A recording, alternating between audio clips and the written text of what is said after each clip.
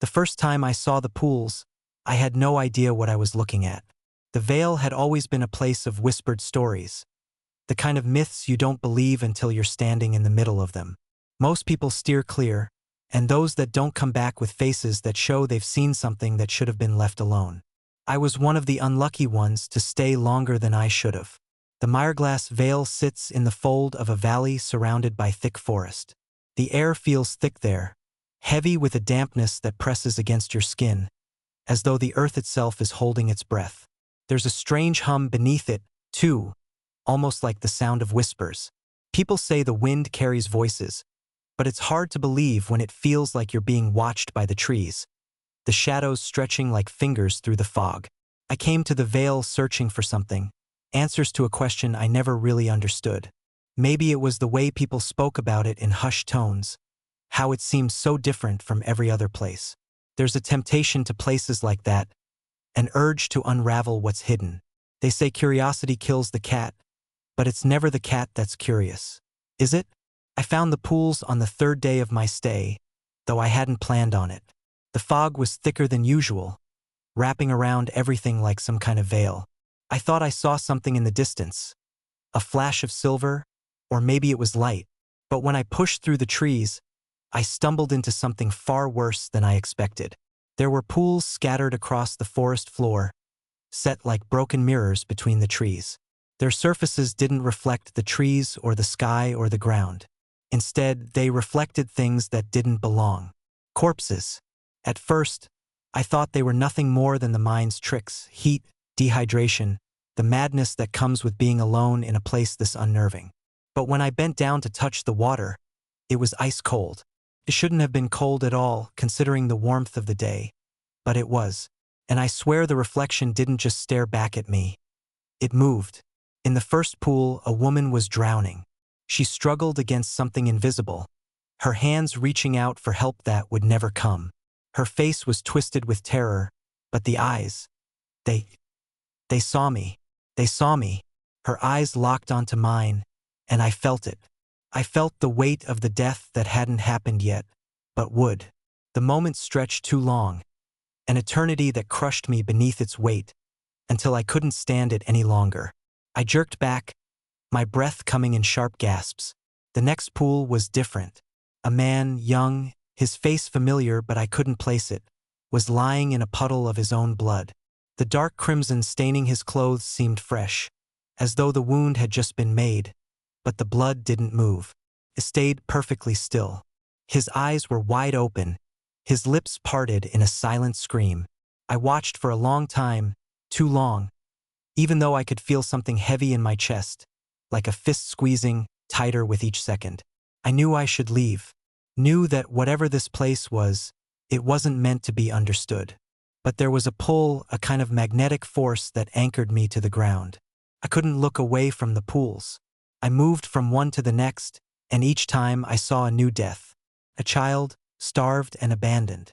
An old man, broken and bent at an impossible angle. A young woman with a knife buried deep in her throat, her face frozen in the moment before she fell. But it wasn't just their deaths that were unsettling. It was the way they were dying, like I was being shown the future of someone I didn't know. Someone who wasn't supposed to die, not like that. I could feel their stories, their final moments, folding into me like some kind of curse. I didn't understand. Couldn't. My hands were shaking by the time I pulled myself away from the last pool. My mind was a jumbled mess of questions, none of which could be answered by the thing I'd just seen. I walked in a daze, my feet heavy in the thick mud, the air thick with the scent of decay. I wanted to leave, but the veil didn't let you leave. The moment you stepped into it, you belonged to it. And there was a voice in my head, soft, insistent, like the rustle of leaves, that whispered the truth I wasn't ready to hear. You've seen what comes next. You've seen your death. I spent the night in a daze, trapped in the same fog that clung to the trees outside the inn. I tried to sleep, but each time I closed my eyes, the images came rushing back.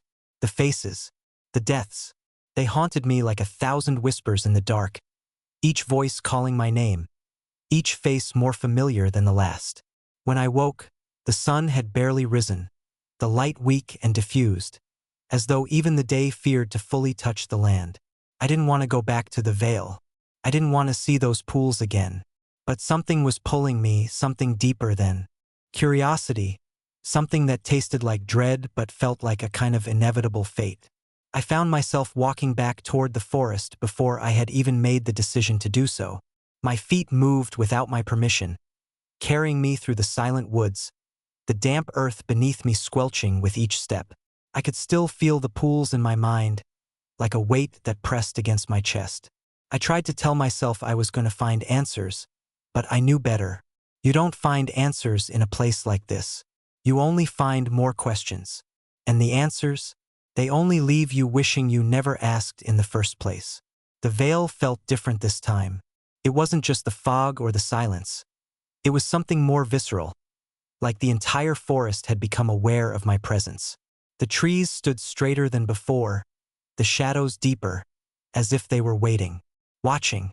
When I arrived at the pools again, it wasn't the same. They seemed more alive, somehow more present. I stepped closer, drawn to them like a moth to a flame, though I knew better than to get too close. The first pool was still there, the water still frozen with the image of the woman drowning. But this time her mouth was moving. I couldn't hear her, but I saw the shape of words forming. Her lips trembled with the effort, as though she were trying to speak to me, trying to tell me something. But the words didn't make sense. I leaned in closer, my breath fogging the surface of the water, and I thought I could almost hear her. "Run," she whispered, though I wasn't sure if it was a thought or a sound. I stepped back. My heart was thudding in my chest, too fast, too loud. The next pool showed a different face.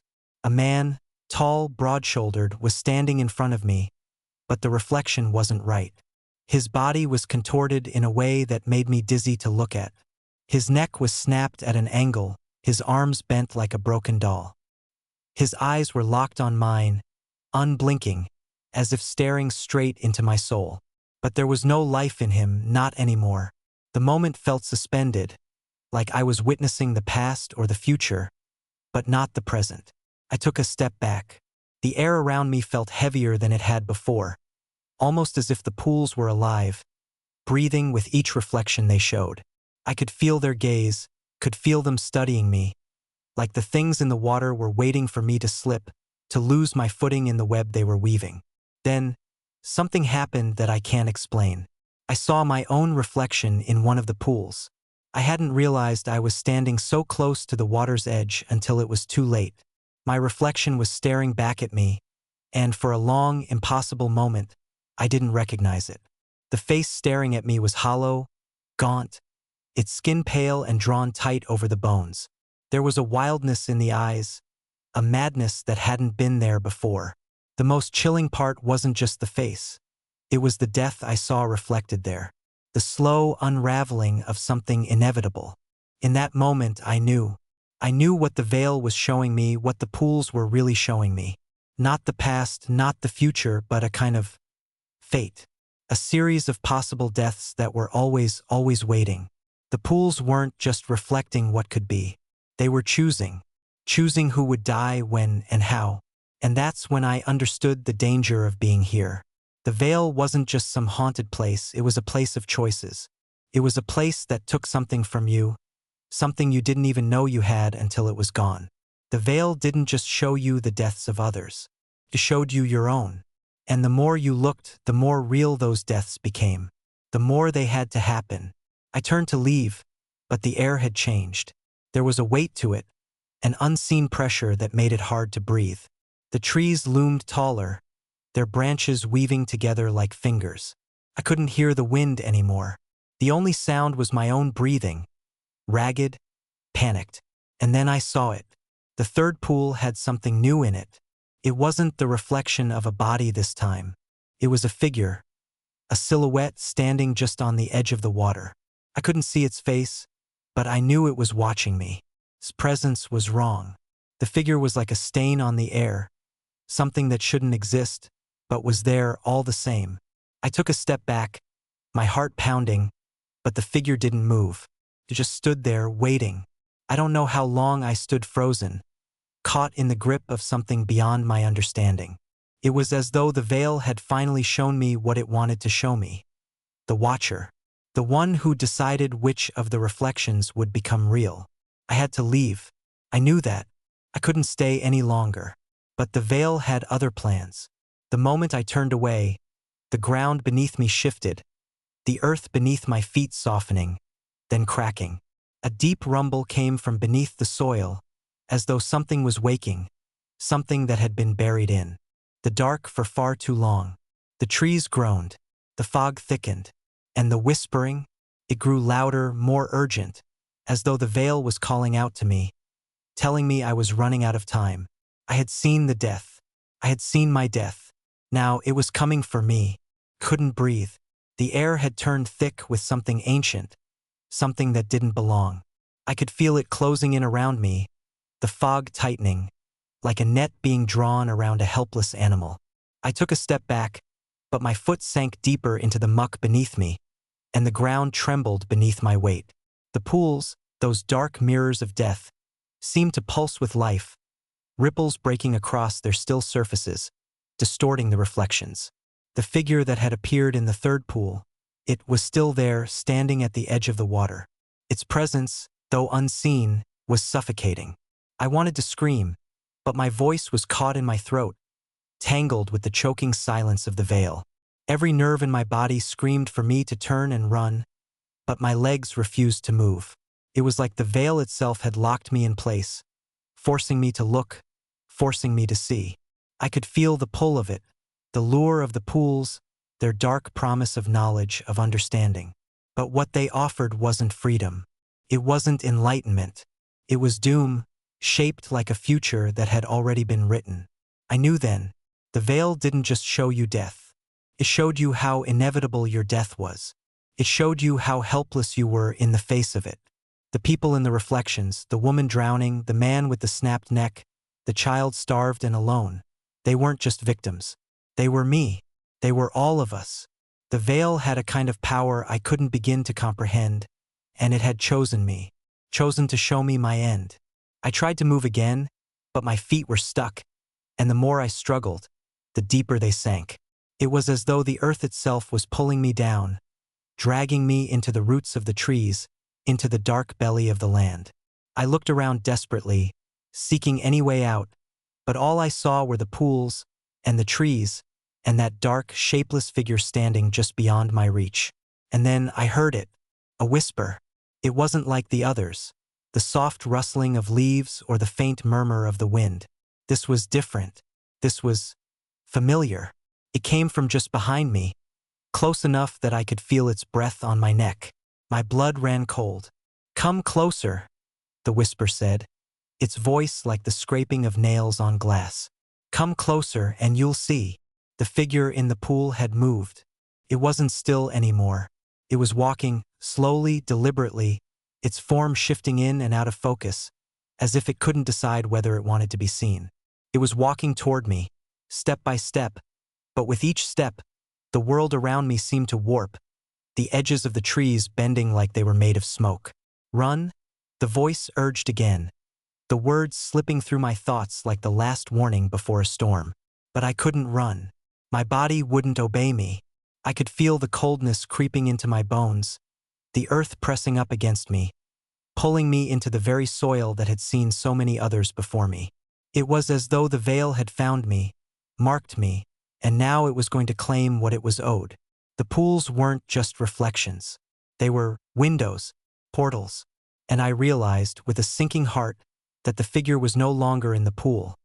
It was standing before me, an impossible silhouette in the mist, just beyond the reach of the trees. I couldn't see its face. There was no face, but I could feel its eyes. It was watching me, studying me, and I knew instinctively that whatever it was not of this world. It was something that belonged to the veil, something older than the trees themselves. "Do you understand?" It whispered, its voice jagged and cold, like the cracking of ice. "The price for knowledge is always death." I wanted to scream, to shout at it, to demand why this was happening, why I was being shown these terrible visions, these unbidden deaths. But my mouth wouldn't open. The words were caught somewhere deep inside, buried under the weight of the realization that I was no longer just an observer. I was part of the veil now. I was part of the curse. And that meant I would never leave. The trees around me began to shift. The shadows grew longer, twisting and curling into shapes that didn't belong. I felt the earth trembling beneath my feet, the ground shifting beneath my weight. My heart raced, each thud a painful drumbeat in my chest, and yet I couldn't escape it. The figure was still there, just beyond the pool, its presence suffocating. And then, in the reflection of one of the pools, I saw something that made my blood run cold. It was me, but it wasn't me. Not the way I looked now, not the way I had walked into the veil. It was a reflection of me, broken, twisted, hollow-eyed. And around my neck was a rope thick and fraying at the edges, its other end tied to a tree, the noose tight enough to choke the life from me. My reflection, my future, was already dead. And that's when I understood the final, terrible truth. The veil doesn't just show you how you die. It shows you how you will die if you keep looking. Every time you see it, every time you witness the death of another, you become closer to it. And the more you seek answers, the faster it comes. The figure in front of me stepped closer, its presence growing stronger, its shape more solid, until I could almost see the outline of its face. There was nothing there. No eyes, no mouth, no nose. But I felt it. The hollow emptiness that followed its every move. I couldn't take it anymore. The silence, the weight of what I had seen. The knowledge that there was no escape. I turned, desperate to flee, but my legs wouldn't move. The earth beneath me was too soft, too wrong. I tried to scream, but my voice had been stolen, just like everything else that had been taken from me. The pools, the figure, the veil itself, they were all parts of the same thing. The same curse. I had become one with it. There was no leaving. And now I would die here, in this place. The future I had seen, it would be mine. But the worst part, it was already happening. I don't know how long I stood there, frozen to the earth beneath me, staring into the abyss that stretched out before me. The figure was closer now. So close I could almost feel its breath, cold and damp against my skin, even though it had no mouth, no form. I should have been able to run. I should have been able to tear myself free from the pull of the veil. But it was as though the very soil had claimed me, pulling me deeper into its grasp with every passing moment. The figure reached out, not with hands, but with shadows, dark, twisting tendrils that seemed to curl around my legs, my arms, my chest. I tried to scream, but my mouth had gone dry, my voice strangled by the weight of the silence pressing in around me. I was no longer in control. The veil had taken that from me long ago. The pools rippled again, their surfaces alive with movement, reflecting more death, more horrors than I had ever thought possible. But now the reflections were different. They weren't just glimpses of what could be. They were becoming real. I saw a man, older, his hair graying, his face twisted in agony as he staggered through a darkened room, his hands clutching at his chest. The reflection in the pool wasn't just his death. It was the moment before he died, the moment he felt the first terrible grip of the heart attack that would bring him down. His eyes, those eyes, met mine through the water, and I felt a cold shock run through my veins. It's happening, I thought, the words like a chant in my head. It's already happening. The figure in front of me seemed to grow, expanding, filling the air with a pressure so intense it made it hard to breathe. The earth groaned beneath me, the trees shuddering as if they, too, were about to break apart. My body felt heavy, like it was being dragged down into the very heart of the veil, pulled toward something ancient and unfathomable. I could hear the whisper again. It was more insistent now, louder, almost deafening. "Come closer," it said. "Look deeper." The figure took another step forward, and this time, I couldn't stop myself from stumbling backward. My foot slid against the wet ground and I fell. The impact knocked the wind from my chest, and for a moment, all I could do was gasp for air, my fingers digging into the earth. The soil was soft, almost sponge-like, as though it had been waiting for me to fall. I rolled over, my hands trembling, and I saw the pools once more, their reflections swirling like the storm in my mind.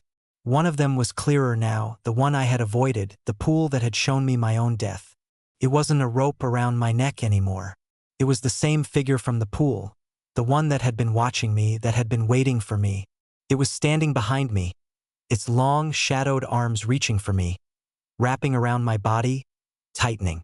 I could feel it in the air, the weight of its presence, pressing down on my chest like an iron vice. And then the reflection began to change.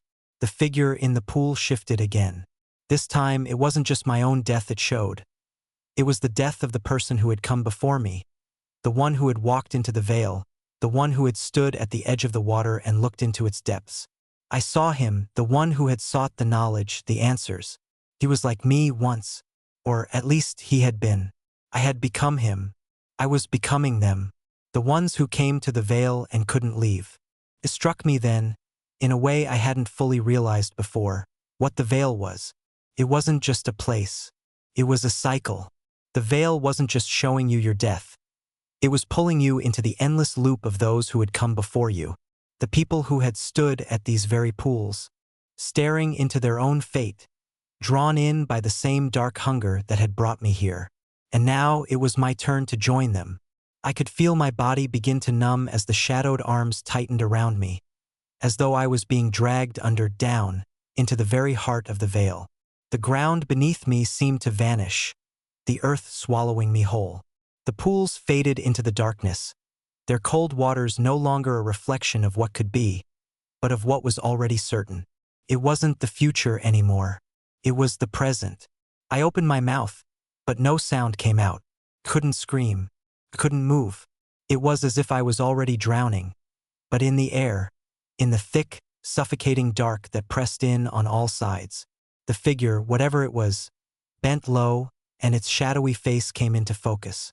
There were no eyes, no mouth, no features to speak of. Just an empty, hollow shape. A shape that felt familiar. And yet, it was so wrong, so utterly foreign that it sent a shiver of dread through me. A dread that went deeper than anything I had ever known. It didn't need to speak. I knew. I knew exactly what it wanted. It wanted me to stay, to join the cycle, to become one of the many who had stared into the veil's depths, who had seen their end, and then become part of its story. And that's when I realized the veil didn't just show you how you die. It showed you how you become part of it, how you become a reflection, a shadow, a ghost in its waters, trapped forever in the loop of death and rebirth. It was never about dying. It was about being erased. I tried to pull away, but the grip on me tightened, squeezing my chest. The earth beneath me was cold and wet, and I felt the weight of the soil pressing in from all sides.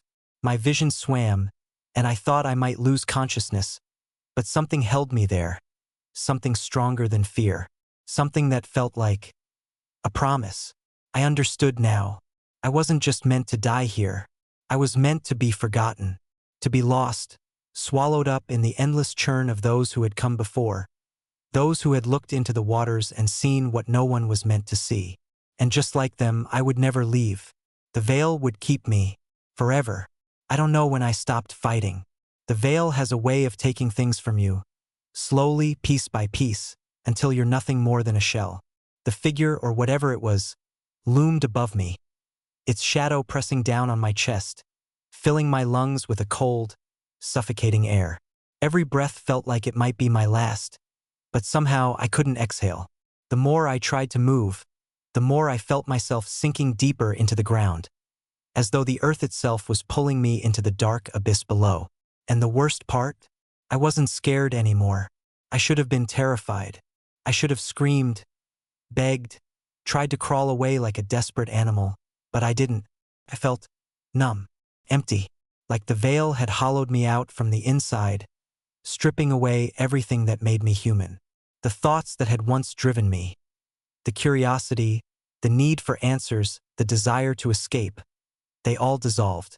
The only thing that mattered now was the weight of the veil, its presence pressing in on me from every direction, wrapping around my body and mind until I couldn't tell where I ended and it began. The pools, the reflections, the twisted shadows that moved within them, they were all real now. Not just glimpses of some far-off future. Not just warnings. The veil had folded everything together. The past, the present, the future. It was all the same. All a part of the cycle. And I was caught in it. The more I stared into the pools, the more I felt myself becoming a part of them, becoming one of the dead whose reflections I had seen. My face was in those waters now. I could feel it. The endless loop of those who had come before me, and those who would come after, all bound together in the same eternal dance of death. The whispers grew louder. Look! It wasn't just the figure now. It was the veil itself, the voice of it, the soul of it, reaching out to me through the earth, through the trees. I could feel it, deep in my bones, like the pulse of some ancient, forgotten thing. Look! It urged, its voice scraping at my mind, pulling me back to the pools. See your end. Know it. I didn't want to look. I didn't want to see. But the pull was inescapable. The figures in the pools were no longer strangers. They were me. They were my death. I turned toward the water, my body moving on its own, my legs dragging me closer to the edge. The figure towered behind me, silent now, watching, waiting. Its presence was like a weight pressing against the back of my skull, pushing me toward the inevitable. The pool reflected a scene that was both familiar and foreign. My own face stared back at me, but there was something wrong with it. Something off. The eyes in the reflection were dark, hollow. The skin around my mouth was stretched, as though pulled by invisible strings. And there, in the reflection, my hands were trembling. My fingers stiff and clawed, not like my own. My body was bent, as if the life had drained from it, leaving nothing but a fragile shell. But what struck me the most were the marks around my neck. The bruises, dark and swollen, as though someone had tried to choke the life from me. I reached toward the water, my fingers barely brushing its surface. It was cold, colder than I had ever felt before, and I recoiled instinctively. But the reflection didn't move. It stayed. The more I stared at it, the more I felt something stirring in me, something ancient and terrible that I couldn't fight. It was the pull of the veil, the tug of the cycle. The water wasn't just reflecting me. It was pulling me in. And I knew that if I let myself fall into it, I would never escape. I tried to pull away, but it was no use. The veil had already begun its work. The figure was behind me now, its shadow twisting and shifting, its presence suffocating. I could feel the cold creeping through my bones, the chill of death settling in like a blanket of ice.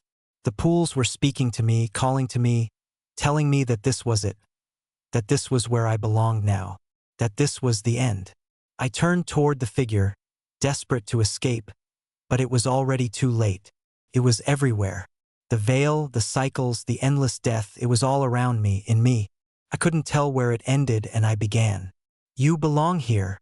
The voice was deep now, filling my head, reverberating through my skull. I couldn't tell if it was the figure or the veil itself speaking, but it didn't matter. It was all the same. It had always been the same. I stumbled backward, my body heavy and sluggish, but I couldn't escape it. I knew, deep down, that I couldn't. The moment I had stepped into the veil, the moment I had looked into those pools, it was all over. The cycle had begun, and there was no way out. The whispering reached a fever pitch, and the shadows from the trees began to shift, to twist. The figures that I had seen, those who had died before me, those whose reflections I had witnessed, they were rising from the earth. They were coming from the pools, from the darkness, from the very fabric of the veil. Their faces, twisted, hollow, broken, stared at me with vacant eyes, their mouths moving in silent screams. Their bodies were contorted, as though they had been forced to relive their deaths again and again, never finding peace. And then I understood. The veil wasn't just showing me death. It was showing me the truth. It wasn't my death it had promised. It was the endless dying, the eternal cycle of those who had come before, and those who would come after, all bound to the same fate, all forced to relive their deaths over and over, trapped in the reflections of the pools. I was becoming them. I had always been them. And now it was time for me to join the rest. The figure, its shadow pressing close, bent down, and for the first time, I felt its presence touch me. Cold, inhuman, the shadows wrapped around me like chains, binding me to the earth, to the cycle, to the veil. And the whisper was no longer just a whisper. It was the sound of 1,000 voices, 1,000 souls, all trapped in the same eternal torment. "Welcome home," it said, and that was the last thing I heard before the darkness swallowed me whole. I woke up in the mud. It was an impossible thing. I couldn't say when it happened, when the darkness took me, when the veil swallowed me whole. All I could remember was that suffocating pressure, that weight pressing down from every angle, pulling me under, until I thought I would be lost forever. But then I woke. The first thing I noticed was the smell. It was the damp earth, the rotting leaves, the scent of something ancient, decayed, but still alive. The air was thick with moisture, heavy with the weight of what shouldn't be. I was lying face down in the mud, cold and slick, but I could still feel the faint tremor in the ground beneath me. The veil was alive and it was still waiting. I pushed myself up, my hands sinking into the soft, wet ground. My body felt wrong, heavy, like it didn't belong to me anymore. I didn't know how much time had passed, whether it had been minutes or hours or days. The fog hadn't lifted. The trees still loomed overhead, their twisted branches like skeletal fingers reaching down, hungry. The pools were there, too, scattered across the vale, their still waters reflecting not just the world around them but something deeper, something darker. I wiped my face, the mud streaking across my skin like a mask. I felt disoriented, dizzy, like the ground beneath me wasn't real, like I was caught in some fractured dream where nothing made sense. I couldn't think straight. My head felt like it was splitting open. The memory of the figure, of the shadows, of the figures that had risen from the earth. It was all tangled in my mind, a knot I couldn't undo. I tried to stand, but my legs wouldn't obey. They felt like they were made of stone, heavy and unyielding. The air was thick with something I couldn't name, but it tasted like fear, like death itself. It was all around me. No longer just a presence, but a force, pressing in from every direction, choking the air from my lungs. I gasped, my breath shallow, and then it came to me. The cycle. I had thought I had broken free. I had thought that waking up in the mud, my body sore and bruised, meant I had escaped. But no, the veil had let me wake only to drag me deeper into its clutches. I wasn't alive. Not truly. Not anymore. I was a part of it now. A part of the veil's endless cycle, doomed to walk its twisted paths forever. Like those who had come before me. The ones whose reflections I had seen in the pools, their deaths written in the water. They had never left. Not really. They had become part of the veil. Part of its endless hunger. I stood shakily, my body trembling as the ground seemed to rise beneath me. The veil felt closer now, its presence wrapped around me like a shroud. I was no longer apart from it. I had become it. I turned toward the pools, drawn to them like a moth to a flame. The water in the closest one was still, but I could see the faintest ripples spreading across its surface. And then I saw them, the faces. They were still there, those who had died before me. But their faces were no longer just reflections. They were alive, their eyes open, their lips moving, their bodies shifting in the water. They were no longer trapped in the past. They were here, in the veil, and they were waiting. I bent down to the water, my hands hovering just above the surface. I didn't want to touch it, but I couldn't stop myself. The pull was too strong. My fingers brushed against the cold surface, and as they did, the world around me seemed to shift. The faces in the water grew clearer. The woman who had drowned, the man with the snapped neck, the child who had starved.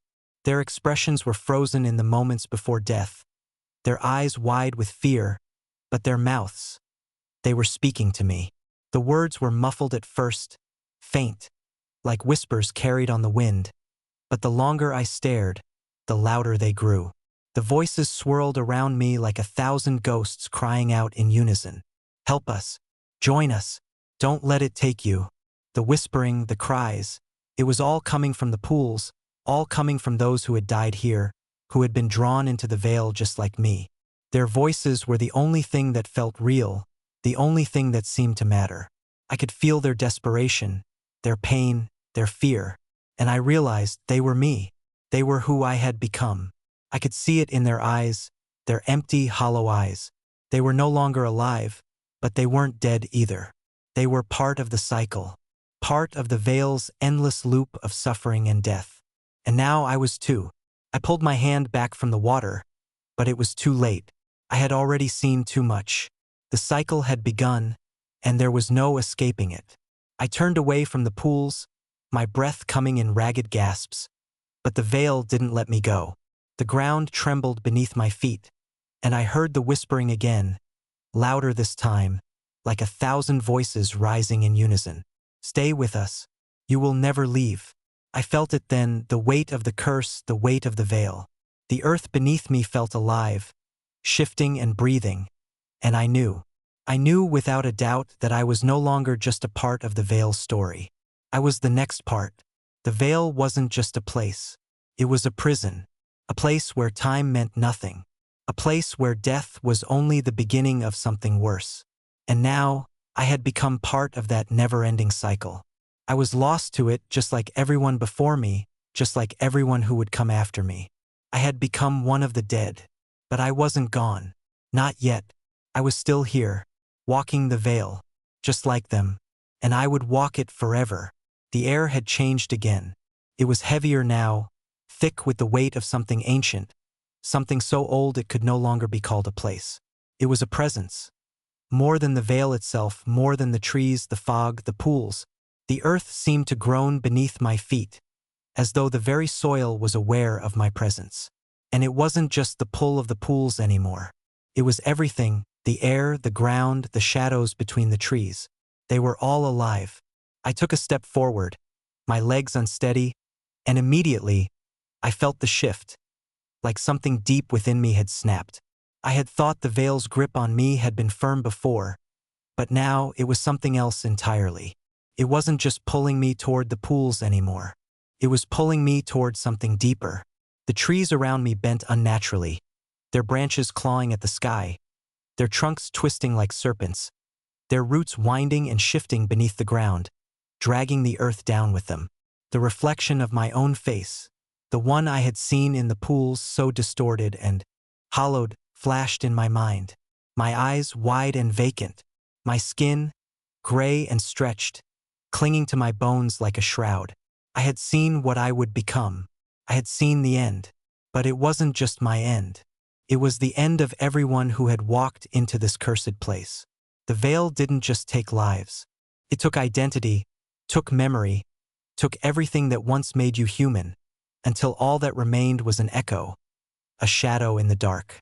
The figure I had seen in the pools, the one that had followed me, waiting for me, it wasn't just a manifestation. It was what I would become. A watcher, a reflection, a face without a name, without a soul. And the worst part? It had already begun.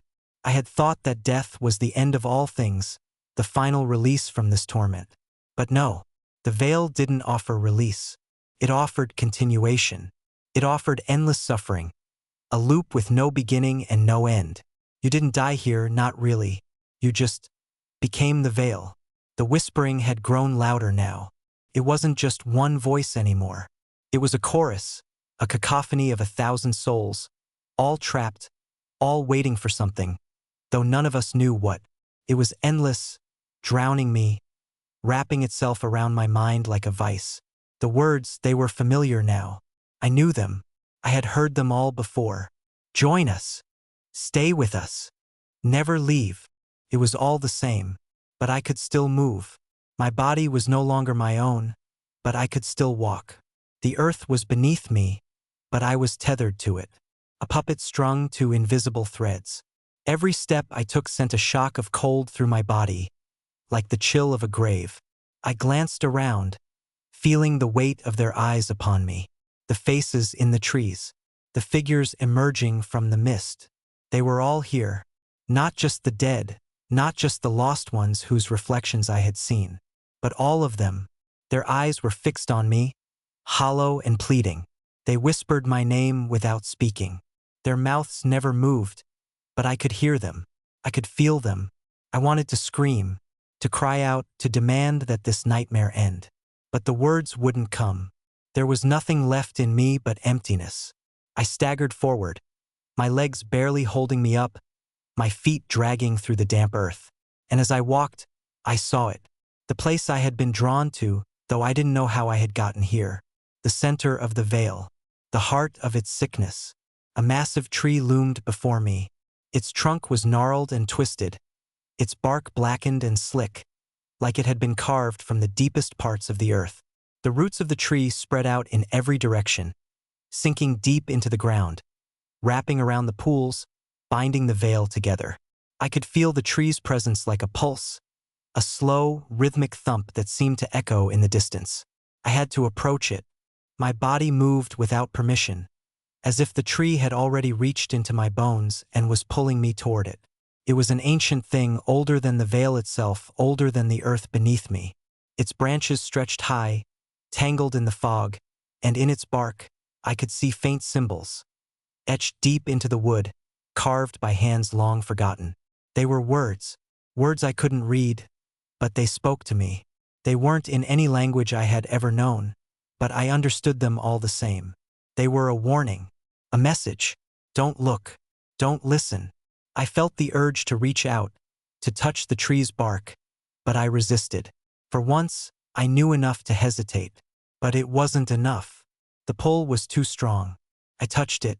The moment my hand made contact with the tree, a sharp pain shot up my arm. It wasn't just a physical pain. It was deep, a gnawing, aching sensation that filled my bones, my flesh, my mind. And in that moment, I saw it, the truth of the veil, the truth of what it had been hiding all along. The tree was the source, the very heart of the vale's curse.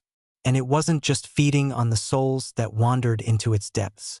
It fed on time itself. I could feel it, pulling at the edges of my memory, pulling at the fabric of reality. The veil was a prison, yes, but it was also something worse. A trap for the lost, the broken, the curious. A place where time fractured, where the past, the present, and the future collided. A place where death didn't end, it spun. The tree was the anchor, the keeper of the cycle. It fed on souls, on memories, on lives, twisting them, breaking them down, and using them to keep the cycle going. The moment I realized this, I felt something inside me break. I could see the reflections of the other lost souls, those who had walked this path before me. Their faces flashed in my mind, distorted, contorted in agony.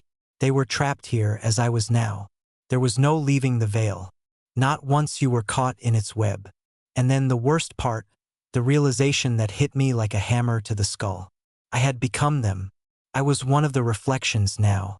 My face, hollow, twisted, unrecognizable, stared back at me from the pool. I had already been consumed, already been lost. I was no longer alive. I was no longer human. I was part of the veil now, forever. I was just another soul wandering in the endless cycle.